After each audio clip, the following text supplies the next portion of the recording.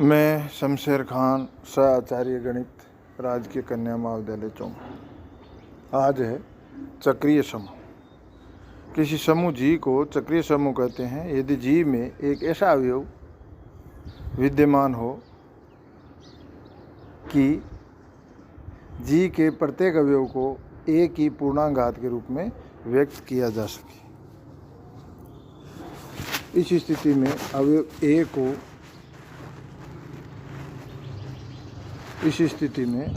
को समूह जी का जनक कहते हैं तथा इसे जी इज इक्वल टू बड़े कोष्ठक में ए से व्यक्त करते हैं। अब पूर्णांगात आप लोगों ने पढ़ रखी होगी। पूर्णांगात अवयव की पूर्णांगात, ये किसी भी अवयव की पूर्णांगात। अभी तक अपन ने जैसे पढ़ा कि 2 की घात 3 इज इक्वल टू होता है 8, और पूर्णांगात और अपन ग्रुप में किसी ग्रुप यदि किसी ग्रुप का अवयव है तो उसे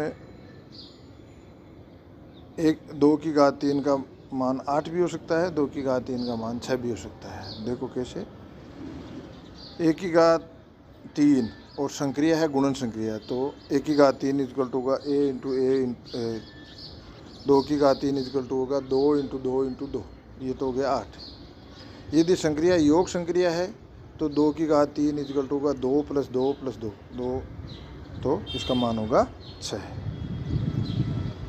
तो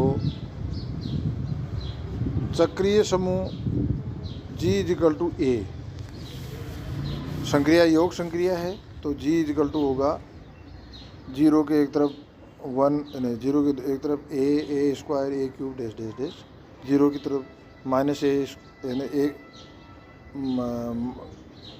एक की घात माइनस 1 की घात माइनस 2 डैश डैश डैश, दोनों तरफ इन्फिनिटी तक। यदि गुणन संक्रिया है तो। यदि योग संक्रिया है तो जी इक्वल टू होगा 0 a 2a 3a dash dash dash, और लेफ्ट साइड में minus a minus 2a minus 3a dash dash dash. इस प्रकार ये चक्रीय समूह आपकी समझ में आ गया होगा। मेन चीज़ तो है चक्रीय समूह, मतलब किसी समूह में जितने भी अवयव हैं वो किसी एक अवयव की पूर्णांगात के रूप में व्यक्त किया जा सके। अब वो जो जिस अवयव की पूर्णांगात के रूप में व्यक्त किया जाता है उस अवयव को तो क्या कहते हैं, जनक। और जी को क्या लिख देते हैं, यदि जनक ए है तो जी इक्वल टू बड़े कोष्ठक में ए। अब इसके कुछ उदाहरण देखते हैं।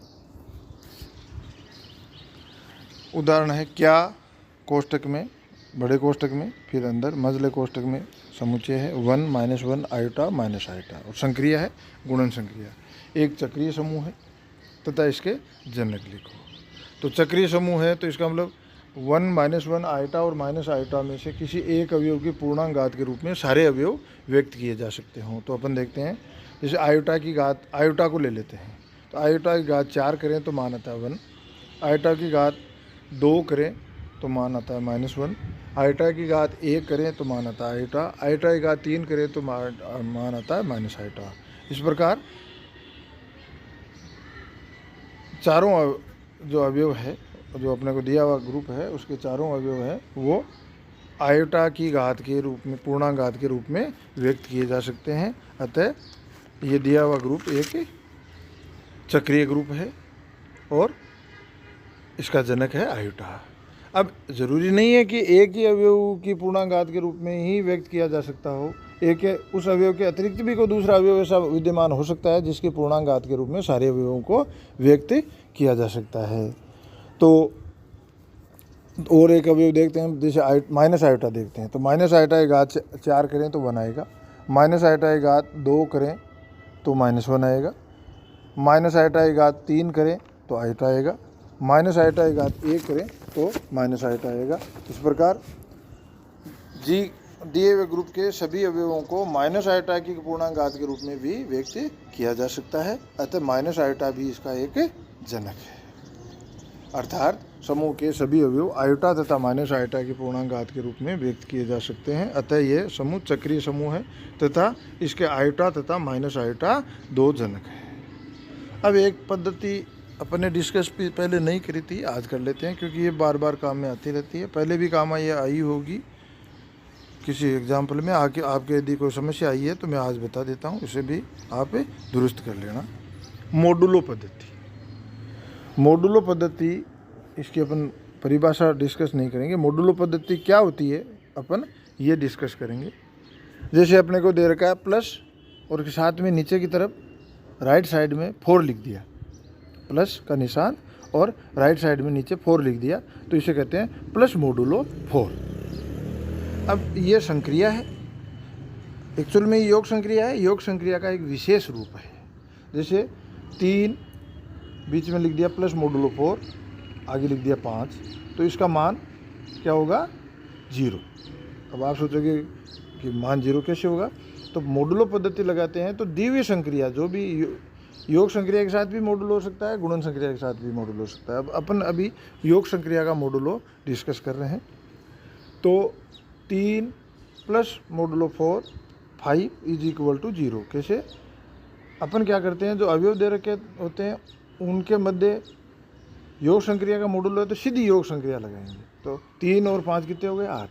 फिर उसमें मॉडुलो जो दे रखा है, मॉडुलो का जो मान दे रखा है 4 दे रखा है, उसका भाग देते हैं।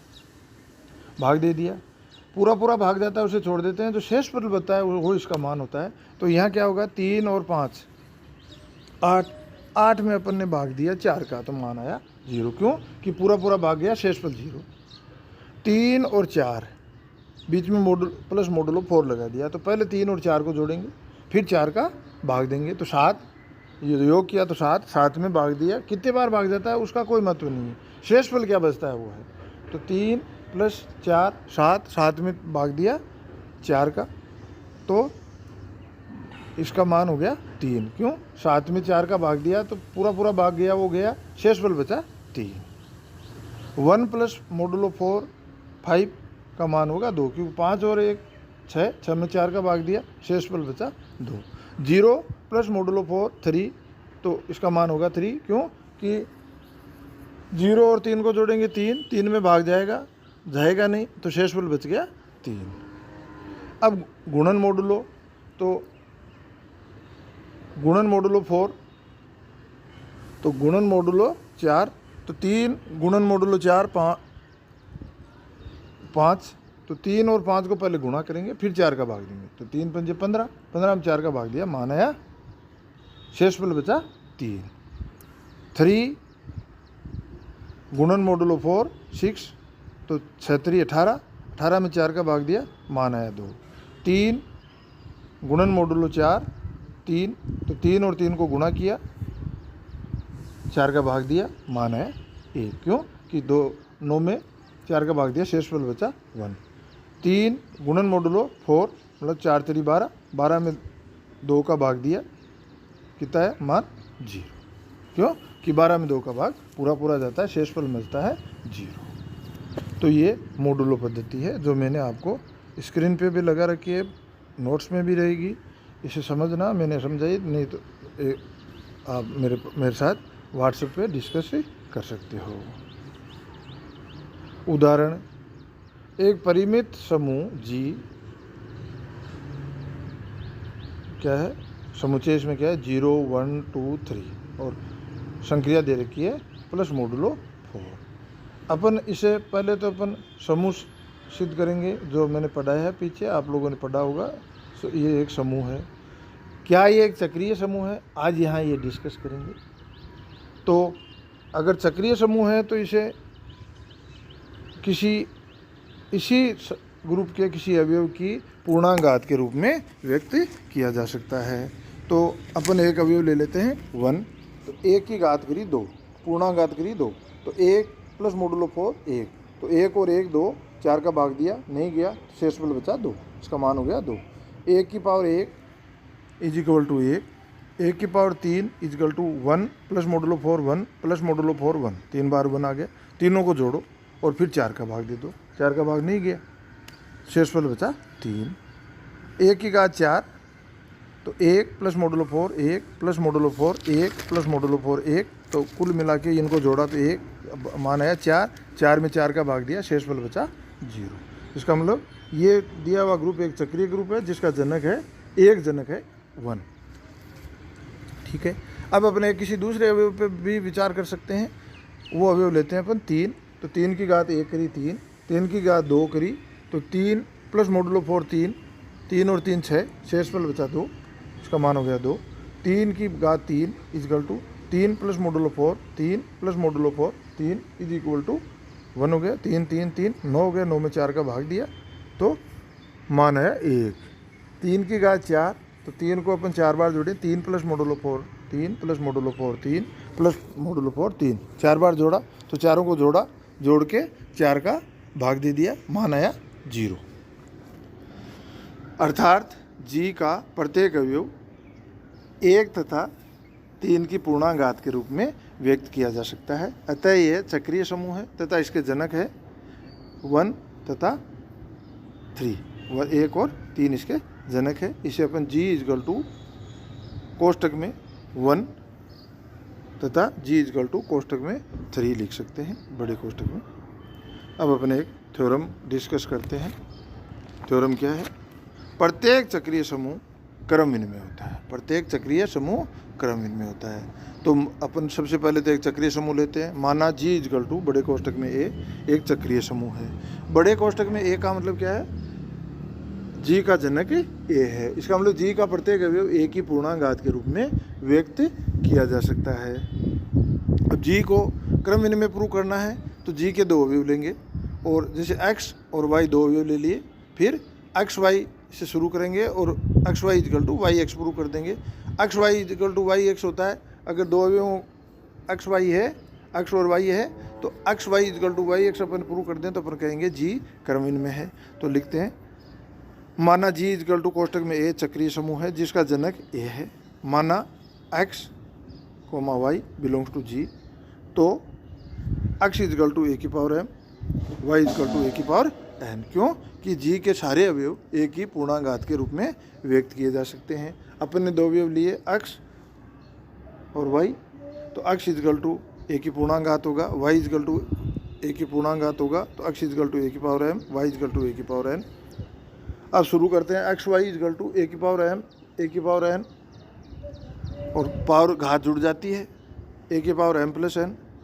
और चूंकि संख्याओं का योग क्रम विनिमय होता है और m और n क्या पूर्णांक है, संख्या हैं, तो m प्लस n को n प्लस m लिख सकते हैं। तो अपन ने लिख दिया 1 की power m plus n is equal to 1 की power n plus m is equal to, अब वापस तोड़ देते हैं तो 1 की पावर n 1 की power m is equal to Y X. अतः जी आबेली समूह है। आबेली और क्रम विनिमय, इनमें आपको अंतर नहीं करना है। आबेली को ही क्रम विनिमय कहते हैं, क्रम विनिमय को ही आबेली कहते हैं। ठीक है, इंग्लिश में रहता है एबिलियन, हिंदी में इसको आबेली लिखा हुआ मिलता है। तो आप क्रम विनिमय लिखा हुआ है तो भी ठीक है, आबेली लिखा हुआ है तो भी आपको कंफ्यूज नहीं होना है।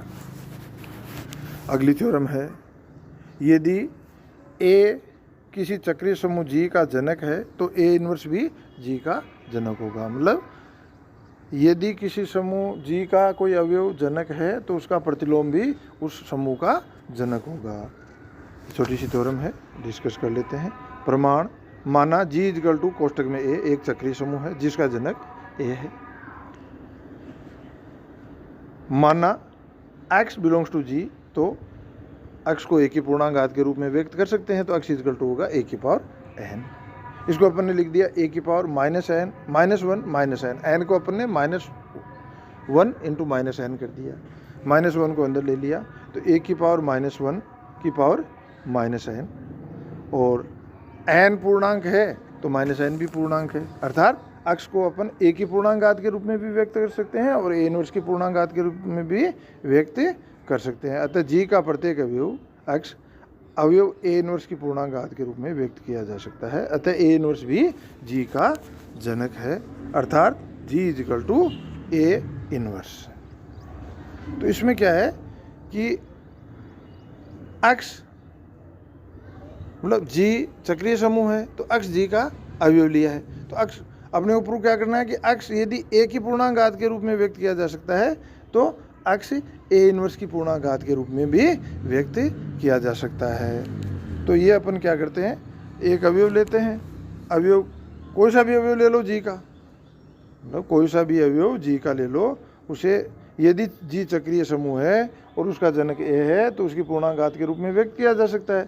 और ये थ्योरम कह रही है कि यदि ए की पूर्णांक के रूप में व्यक्त किया जा सकता है तो जी को ए इनवर्स की पूर्णांक के रूप में भी व्यक्त किया जा सकता है, जो अपने प्रूव कर दिया। धन्यवाद।